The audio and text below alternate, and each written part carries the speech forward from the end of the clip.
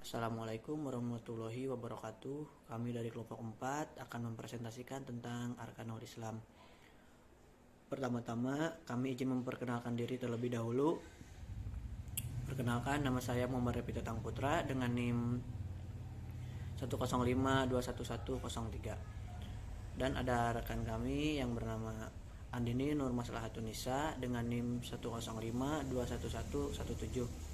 Dan ada Liska Ehawati dengan NIM 105211098. Dan yang terakhir ada Sarah Dwi Sakira dengan NIM 105211102. Materi yang pertama akan disampaikan oleh Andini. Jenis-jenis rukun Islam ada 5. Di sini saya akan menjelaskan tentang poin yang pertama, yaitu syahadat.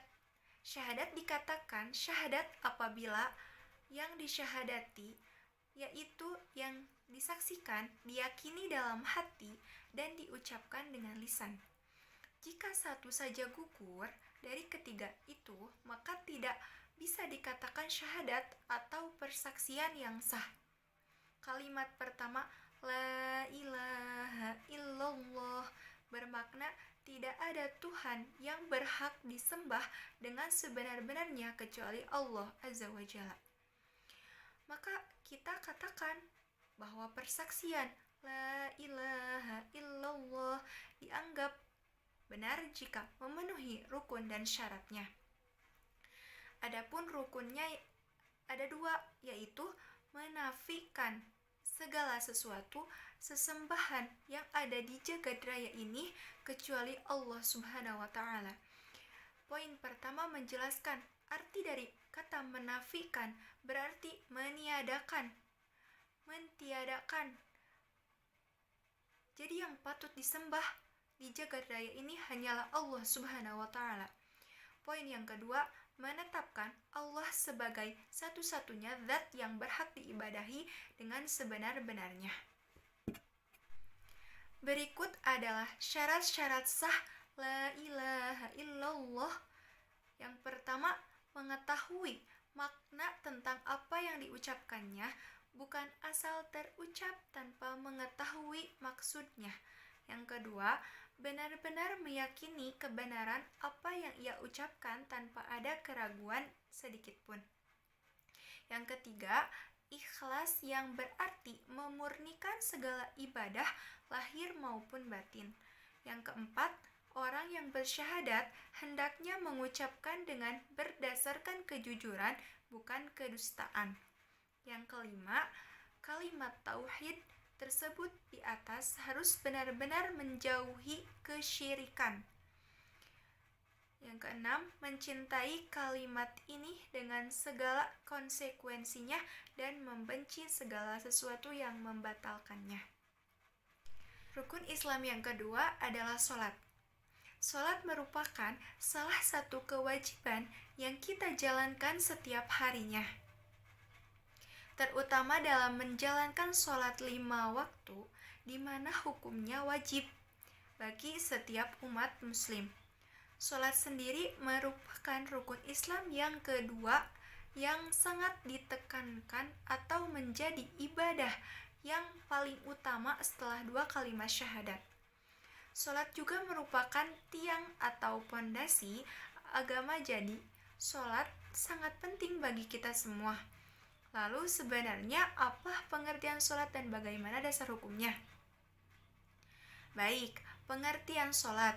Dalam buku Sholat, Hikmah Falsafah dan Urgensinya, karya Abdul Aziz Salim Basyarahil tahun 1996, di halaman 9 menjelaskan tentang pengertian sholat adalah suatu ibadah yang meliputi peragaan tubuh yang khusus dimulai dengan takbir atau bisa disebut dengan Allahu Akbar dan diakhiri dengan salam taslim, Assalamualaikum.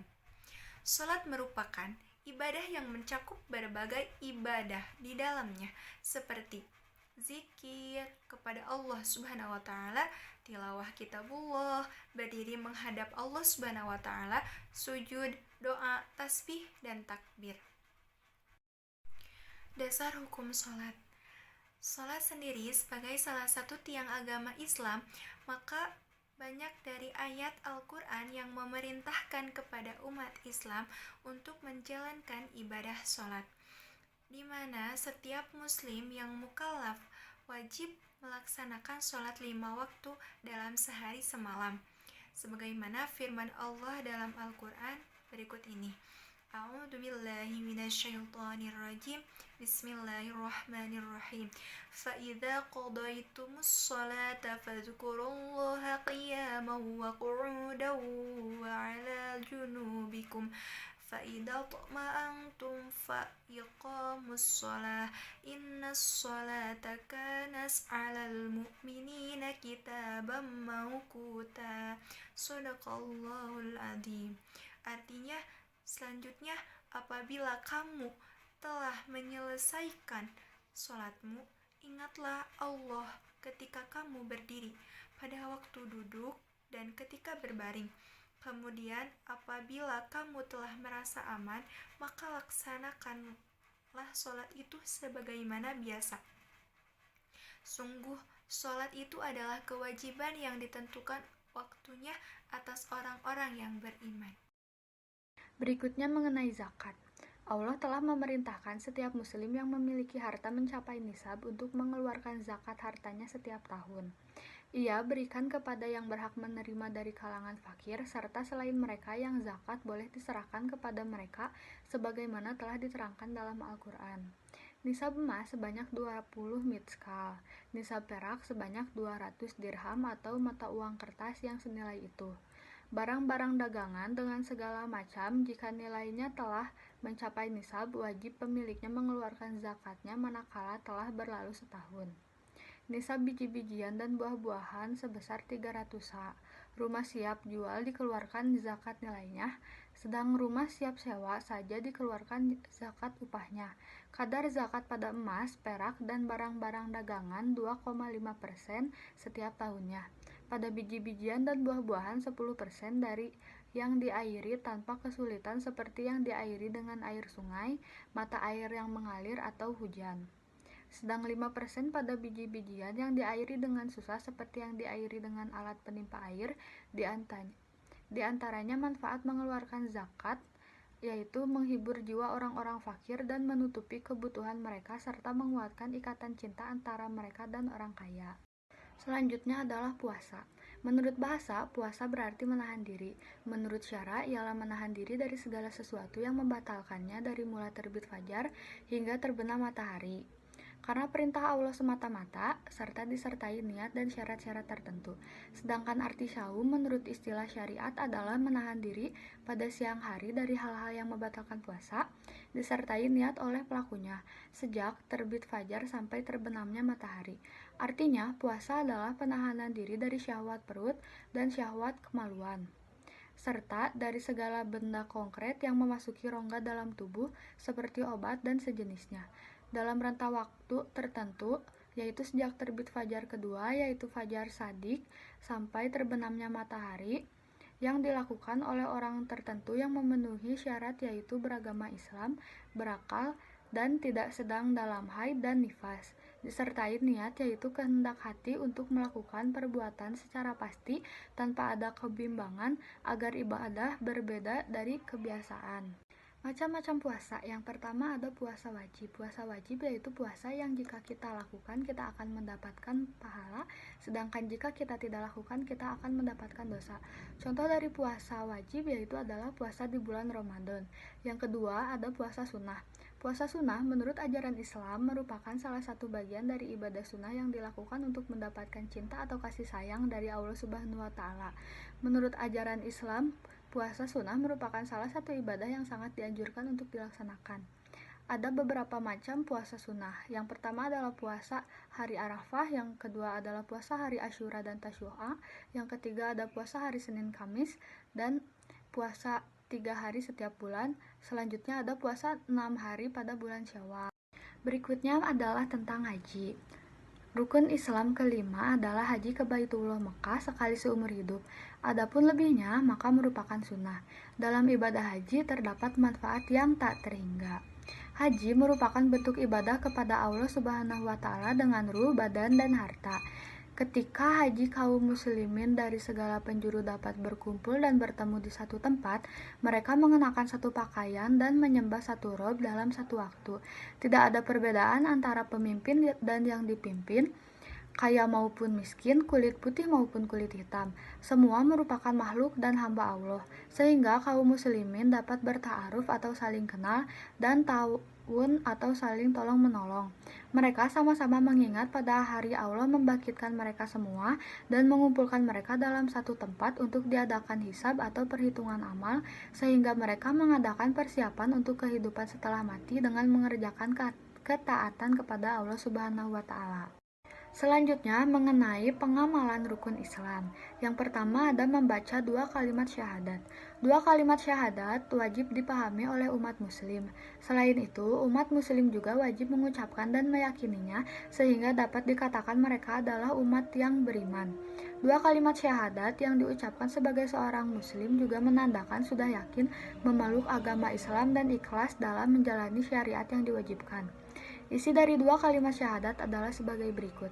Asyhadu alla ilaha illallah wa asyhadu anna Muhammadan Rasulullah. Artinya, saya bersaksi tiada Tuhan selain Allah dan saya bersaksi bahwa Nabi Muhammad adalah utusan Allah.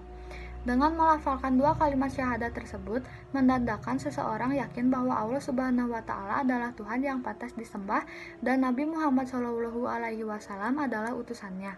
Seorang muslim juga harus meyakini Nabi Muhammad bukanlah Tuhan untuk disembah, melainkan utusan Allah Subhanahu wa Ta'ala di dunia untuk menyempurnakan agama Islam. Sebagai seorang muslim yang telah melafalkan 2 kalimat syahadat, seseorang diwajibkan untuk menaati perintah yang dianjurkan Allah Subhanahu wa Ta'ala dan menjauhi larangannya. Baik, di sini saya akan melanjutkan materi yang telah disampaikan oleh rekan saya. Nah, yang kedua ada mendirikan sholat. Rukun Islam kedua yang wajib dilaksanakan oleh seorang yang memeluk agama Islam adalah mendirikan sholat setiap waktu dan tidak boleh meninggalkannya. Sholat yang perlu dikerjakan adalah sholat wajib dan sholat sunnah. Sholat wajib yang perlu dilakukan oleh seorang muslim adalah sebanyak 5 waktu. Disebut sebagai sholat 5 waktu karena sholat tersebut dilakukan dalam 5 waktu yang berbeda dalam satu hari dan memiliki hukum yang wajib untuk dilakukan. Sholat wajib dikerjakan sesuai waktu yang telah ditetapkan, mulai sholat subuh yang dibatasi sampai terbit matahari hingga sholat isya pada malam hari.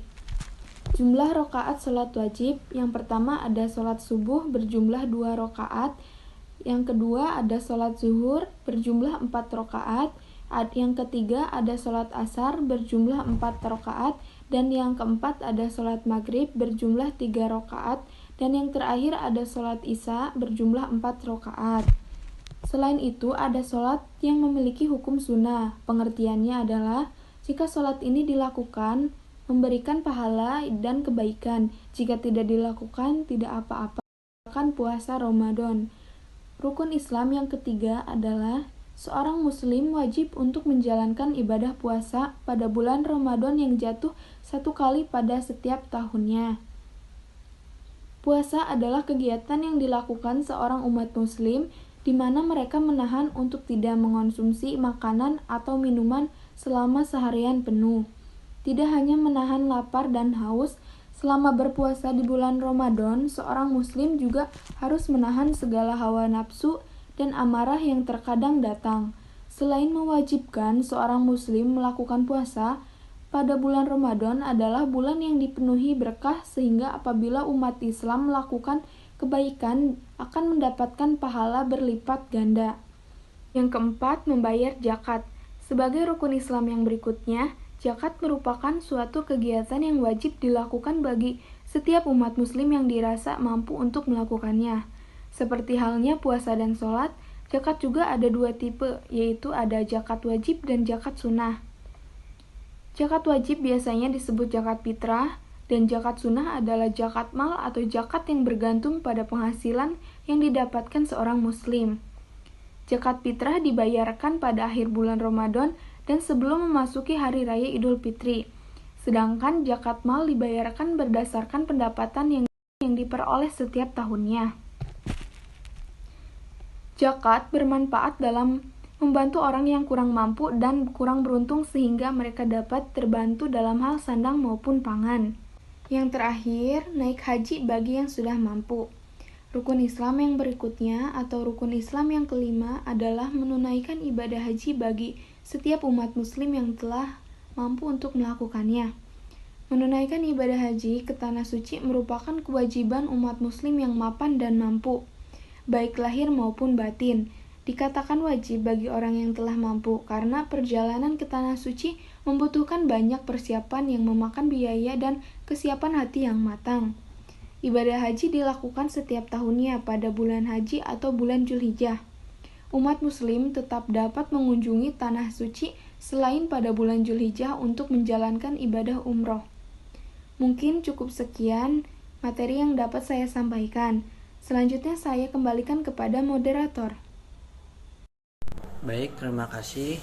Jadi kesimpulan dari materi tadi adalah rukun Islam dalam agama Islam terdapat beberapa aspek yang menjadi pondasi ibadah yang dinamakan rukun Islam. Pondasi-pondasi ibadah tersebut merupakan perwujudan hamba Allah dan mengimplementasikan penghambaannya kepada Allah. Baik, hanya segitu yang bisa kami sampaikan dari materi Arkanul Islam ini. Mohon maaf apabila ada kekurangan dan salah-salah kata. Sekian dari kami. Wabillahi taufiq wal hidayah. Wassalamualaikum warahmatullahi wabarakatuh.